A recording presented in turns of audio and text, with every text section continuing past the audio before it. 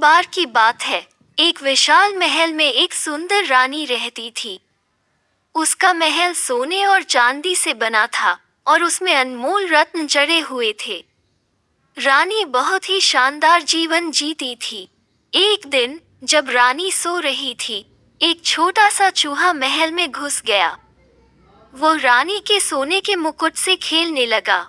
अचानक रानी की नींद खुली और उसने चूहे को पकड़ लिया। चूहा बहुत डर गया और बोला, महाराज, मुझे माफ कर दीजिए, मैंने गलती की है, कृपया मुझे छोड़ दीजिए, मैं कभी ऐसा नहीं करूंगा। रानी ने चूहे पर दया की और उसे छोड़ दिया। चूहा बोला, महाराज, आपने मेरी जान बचाई है, मैं आपका ये उपकार कभी नहीं भूलूंगा। हो सकता है भविष्य में मैं आपकी मदद कर सकूं। रानी ने हंसते हुए कहा।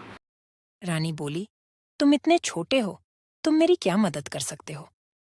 एक दिन महल के पास से एक राजा गुजर रहा था। कितना सुंदर महल है। इस महल पर आक्रमण करके मैं इस महल को अपना बनाऊंगा। राधा, क्या तुमने सच में सुना कि पड़ोसी राजा ने मेरे महल पर आक्रमण कर दिया है? हाजी रानी, पड़ोसी राजा ने हमारे महल पर आक्रमण कर दिया है।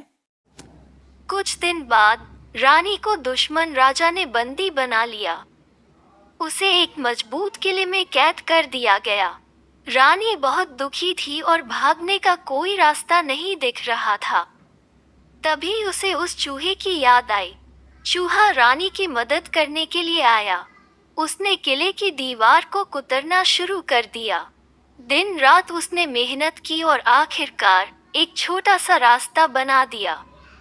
रानी उस रास्ते से भाग निकली। रानी बहुत खुश हुई और चूहे को धन्यवाद दिया। तुमने मेरी जान बचाई है। तुमने साबित कर दिया कि छोटा होने के बावजूद कोई भी बड़ा काम कर सकता है। इस कहानी से हमें यह सीख मिलती है कि हमें किसी को उसके आकार से नहीं आंकना चाहिए। छोटा होने के बावजूद भी कोई बड़ा काम कर सकता है। दोस्ती में बड़ा छोटा नहीं होता।